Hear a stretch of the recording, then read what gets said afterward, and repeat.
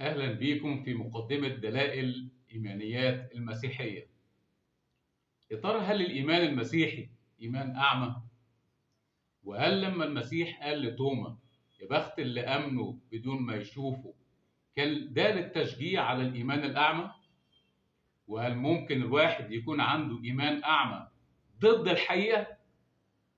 وإزاي يكون عندنا إيمان مؤكد عن المستقبل؟ وهل في حاجات حصلت في الماضي متأكدين منها وبنعتمد عليها في إيماننا بالمستقبل؟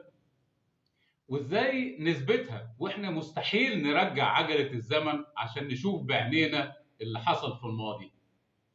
وإيه الأدلة القوية اللي ممكن تتأكد لينا الأحداث سواء حصلت امبارح أو في القرن اللي فات أو حتى من آلاف السنين؟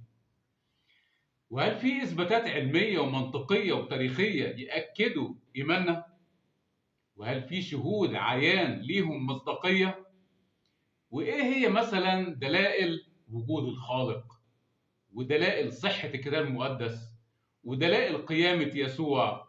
ودلائل ألوهية المسيح؟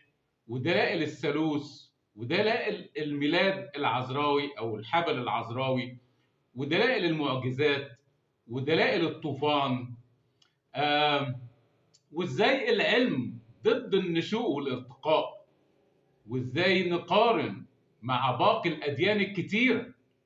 وإيه هو الإلحاد ونقط ضعفه؟ وليه الله غير مرئي؟